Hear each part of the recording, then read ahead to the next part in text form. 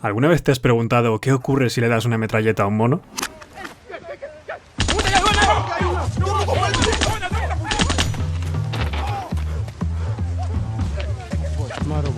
Nos creemos más inteligentes de lo que somos. Como especie estamos ahí entre el prodigio intelectual y la estupidez más profunda. Tan pronto somos capaces de fabricar cohetes que nos lleven a otros planetas como de darle un rifle automático a un simio, porque ¿qué podría salir mal? A ver, somos indiscutiblemente la especie más inteligente del planeta, pero en algunos aspectos seguimos siendo ese primate que un día se descolgó del árbol, sobre todo cuando hablamos de comportamiento. Somos especialistas en tomar malas decisiones y tenemos fallos en nuestra forma de pensar que se parecen mucho a las que cometen los simios. Al fin y al cabo son nuestros hermanos evolutivos y de ellos hemos aprendido mucho sobre nuestro comportamiento, así que vamos a ver qué lecciones nos han enseñado. Suscríbete porque para hacer este vídeo he tenido que ver unas películas horribles, como esta en la que un mono aprende a jugar hockey sobre hielo, o esta en la que un mono gana un campeonato de skate, o esta en la que un mono se dedica al snowboarding profesional. Este último ya lo vi por vicio. Ahora en serio, estos son 3 experimentos con monos que dicen mucho sobre ti. Empezamos.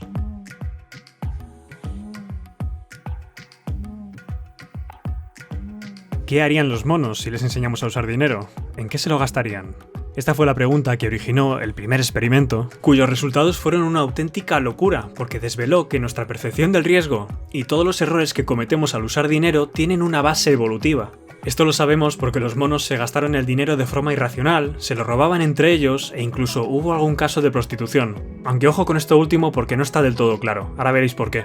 El comienzo fue sencillo, los investigadores introdujeron dentro de un grupo de monos capuchinos unas cuantas monedas de metal que vamos a llamar monoeuros. ¡Oh sí, qué original!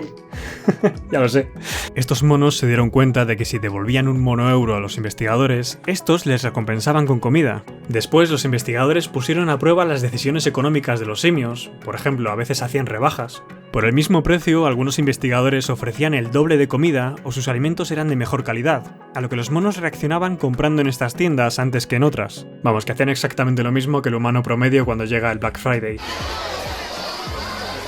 Y esto puede parecer una tontería, pero significa que los monos tienen la capacidad simbólica suficiente como para entender que esas pequeñas piezas de metal tienen un valor de intercambio real. Más o menos como hacemos nosotros. Este papel tiene valor en el momento en el que con él puedo conseguir otras cosas. En sí mismo, no vale para nada. ¿Pero qué hace? De hecho, en este momento fue cuando los monos empezaron a ser oportunistas e intentaban robarse los monoeuros entre ellos, algo también bastante humano. Una vez llegados a este punto, los investigadores hicieron un experimento que podría explicar por qué somos tan irracionales tomando decisiones. Muchas veces elegimos caminos que definen cómo será nuestra vida y ni siquiera sabemos por qué los escogemos. Hay algo que nos empuja a ello, y este es el experimento que lo desvela todo. Cuando un mono capuchino se acercaba a intercambiar uno de sus monoeuros, se le presentaban 2 opciones ligeramente diferentes. Tenía la tienda de la izquierda, que siempre le ofrecía 2 uvas aseguradas, mientras que la tienda de la derecha siempre le ofrecía una uva asegurada y después tiraba una moneda al aire. Si salía cara, el mono conseguiría 2 uvas extra, pero si salía cruz, no conseguiría nada extra.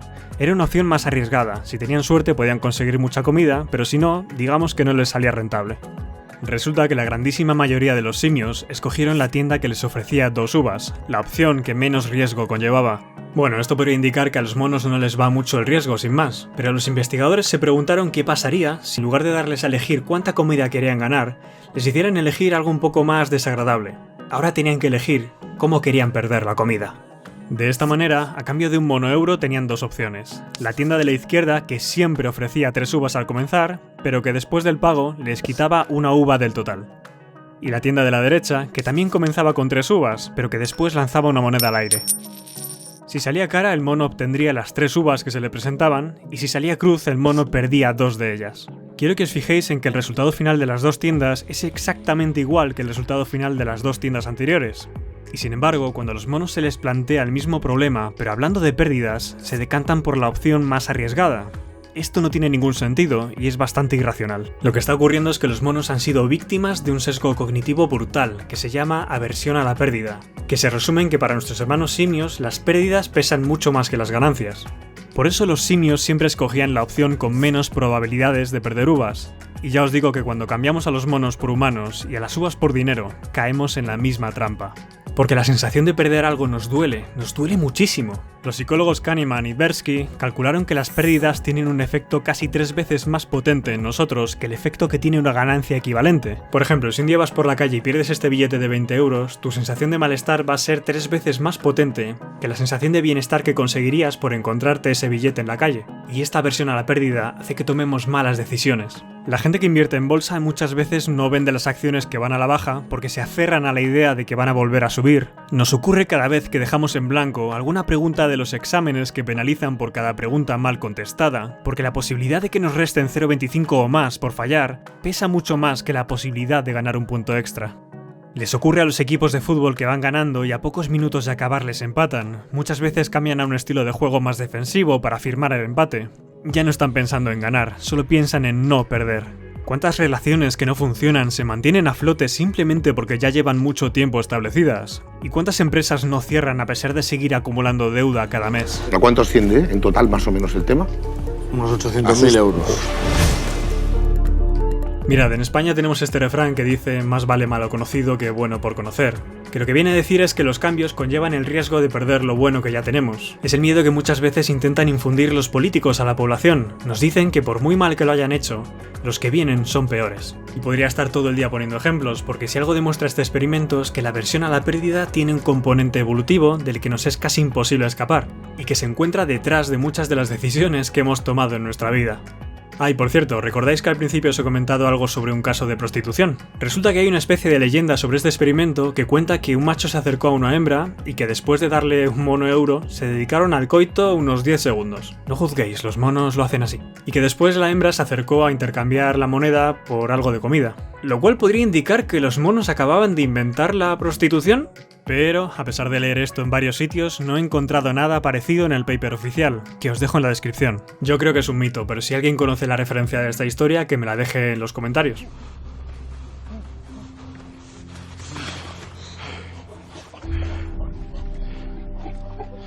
El siguiente experimento no habla ni de tomas de decisiones, ni de sesgos cognitivos, ni de dinero. Habla de algo mucho más importante, el afecto y el cariño. Y cuidado los que seáis más sensibles, porque este experimento no se podría realizar en la actualidad, ya que no pasaría los controles éticos que manejamos ahora.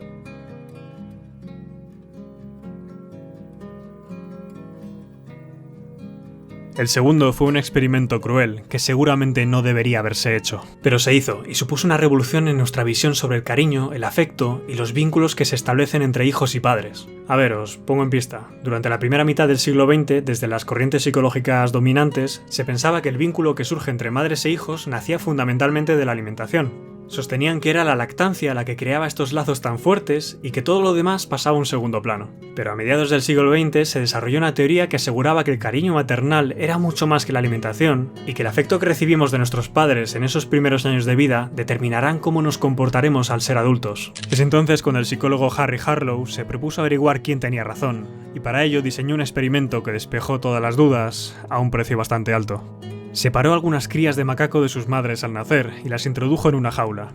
Dentro de esta jaula había dos figuras de metal con funciones muy distintas. El de la izquierda tenía un biberón lleno y listo para usarse, mientras que el de la derecha simplemente estaba recubierto con felpa suave y agradable al tacto. La idea era ver qué objeto prefería el macaco, para así confrontar las dos teorías, el que le daba de comer o el que le ofrecía un contacto más real, por decirlo de alguna manera.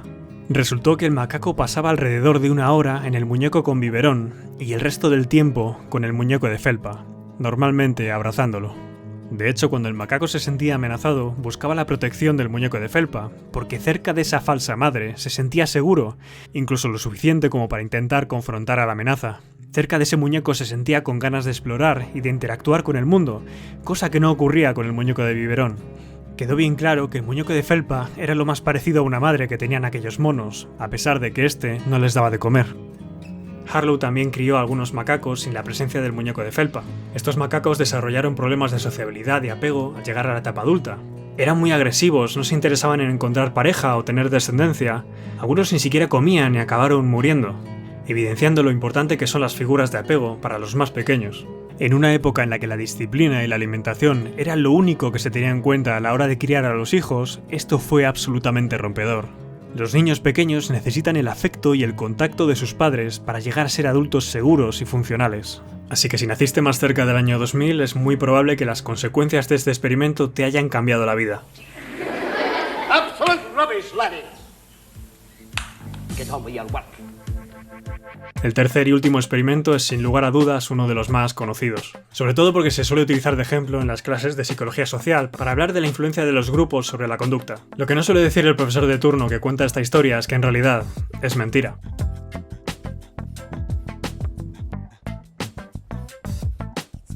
La famosa historia de los monos, la escalera y los plátanos es en realidad una historia que se inventó alguien con mucha imaginación.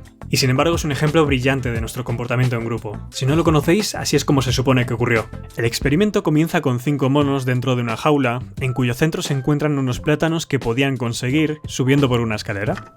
Lo que no se esperaban los simios era que cada vez que intentaran conseguir uno de los plátanos, los investigadores rociarían la jaula con agua fría. La sensación era tan desagradable que cada vez que un mono intentaba alcanzar uno de los plátanos, este era castigado por el resto de los monos. Vamos, que le pegaban una paliza tan grande que se le quitaban las ganas de subir. Al cabo de un tiempo, ninguno de los monos parecía interesado en los plátanos que antes deseaban, pero en el fondo lo que estaban haciendo era respetar la regla que ellos mismos habían inventado. Esos plátanos no se tocan. A partir de aquí el experimento se pone muy interesante, porque los investigadores cambiaron a uno de los monos de la jaula por uno nuevo.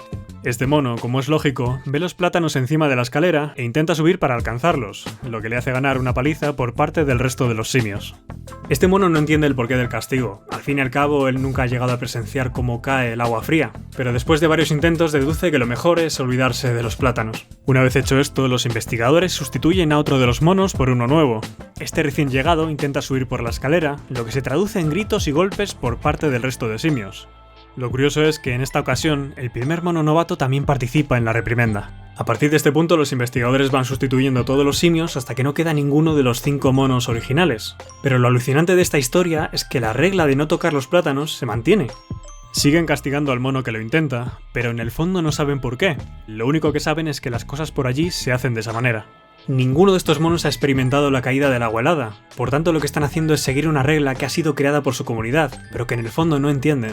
Como os he dicho, este experimento nunca ocurrió, pero os lo cuento de todas maneras porque cuando hacemos algo similar con personas, resulta que hacemos exactamente lo mismo. Mirad, esta mujer está acudiendo a una consulta oftalmológica gratuita, pero en realidad se trata de un experimento sobre conformidad social grabado con cámara oculta, y el resto de personas en la sala son actores.